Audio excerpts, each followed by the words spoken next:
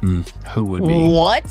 Sabrina? No. During a live broadcast, Sophie Cunningham shocked everyone by openly calling out the Fever president without hesitation. What she revealed sparked a reaction far bigger than anyone expected, and the organization was suddenly thrown into complete chaos. Before we continue, if you're enjoying this video, make sure to hit the like button and subscribe to the channel for more content like this. Believe it or not, over 83% of the people watching still haven't subscribed, even though it only takes a single second and costs nothing. Your support helps this channel grow and allows us to keep bringing you the biggest stories, breaking updates, and exclusive discussions. If you've already subscribed, thank you so much. Now let's jump back into the story because things are only getting more intense from here. Oh, this game is boring. It's not good basketball. Then all of a sudden, everything got spicy. Everything got negative. We need to talk about it. You guys, this is my live reaction. But this story goes far beyond one headline or one viral moment that briefly captured the internet's attention. It has turned into a complete reckoning, exposing uncomfortable silence, growing frustration, and a controversy that nobody saw coming. From behind-the-scenes details to shocking reactions, every new development has added another layer to this rapidly growing drama. We've gathered the evidence, the fallout, and the moments that many people have tried to ignore until now. As more information continues to surface, the pressure on everyone involved keeps rising with no clear ending in sight. Stay with us, because what happens next could completely change the conversation surrounding this entire situation. People will try to argue that she's not the face of our league. Yeah. Or if our league would be where we're at without her. You're dumb as shit. Yeah. You're literally dumb as fuck.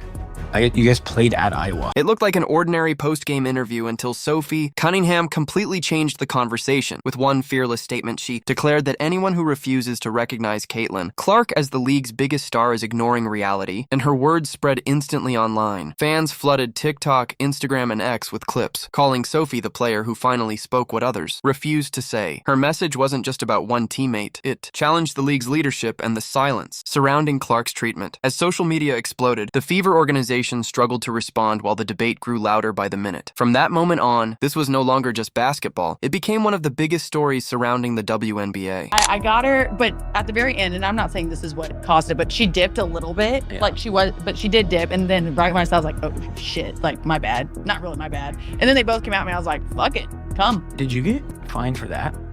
Yeah, like $900, Oh. which like our fines are a joke. The coolest part about that fight is that your face. I didn't care. The Indiana versus Connecticut game took a dramatic turn after another hard hit on Caitlin Clark, and this time Sophie Cunningham refused to stay silent. Without waiting for the officials, she stepped in to defend her teammate, creating one of the game's most talked about moments. The referees handed Sophie a fine, but the incident quickly went viral as fans praised her for standing up when no one else did. Behind the scenes, Clark reportedly thanked Sophie with a simple "finally," reflecting months of built-up frustration. That moment strengthened the bond between the two teammates and sent a clear message throughout the league. From then on, the story became bigger than basketball. It was about loyalty, protection, and standing together. Can't believe people are doing this. Two Caitlin Clark teammates weren't jumping in there. They bring in Sophie Cunningham. I had no idea. Sophie Cunningham was a black belt at the age of 6. Yeah. Yep. Boom! Wow. JC Sheldon, that's cute. You want to poke her in the eye, then push her into a boom Mabry thing?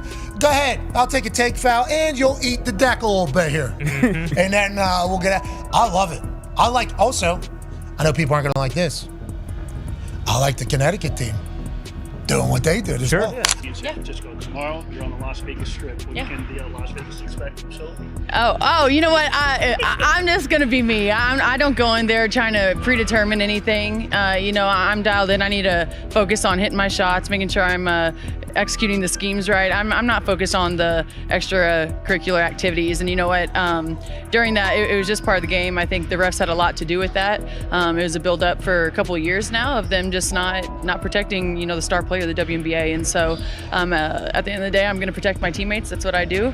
And I'm a team. Behind the scenes, tensions had been building for months, and Sophie Cunningham had noticed every hard foul and every moment Caitlin Clark was left unprotected. She believed the physical play wasn't random, but part of a pattern that continued game after game without meaningful action. Everything reached a breaking point after Clark absorbed another series of heavy hits, pushing Sophie to finally respond. Back in the locker room, the mood changed as players realized staying silent was no longer an option. While critics questioned the league's leadership, Sophie earned respect by backing up her teammate when it mattered most. From that day forward, the message was clear. Actions would speak louder than press releases or empty promises. But when it is a a simple call right in front of your face multiple times. As Caitlin Clark continued driving record-breaking attention to the WNBA, many fans questioned why the league wasn't doing more to protect its biggest star. Sophie Cunningham openly criticized the lack of support from officials and league leadership, arguing that Clark generated massive value but received little protection on the court. Her comments quickly spread across social media, turning her into a powerful voice for frustrated fans. As the debate intensified, the silence from league officials only fueled more criticism, making this controversy much bigger than a single game. That, you guys, you can hear it in the video right here. The Indiana Fever fans were chanting,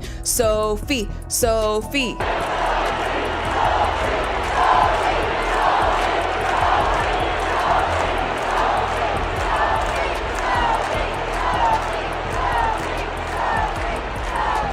Sophie's jersey is gonna sell out tonight. She's gonna be in the All-Star game tonight just from this one play because she was standing on business. It wasn't a dirty play. It was an intentional foul, and it was meant to send a message. And how egregious the referees were, and how they were not protecting players, and they especially weren't protecting the #1 player in this league, the biggest draw in this league. Fans had finally reached their limit. After watching Caitlin Clark take repeated hard hits while the league remained quiet, many rallied behind Sophie Cunningham for speaking out. Her comments spread rapidly across social media, with supporters praising her for saying what they believed others would not. As her popularity grew, so did the pressure on the WNBA to respond. For many fans, the issue was no longer just about basketball. It had become a question of leadership, accountability, and protecting the league's biggest stars.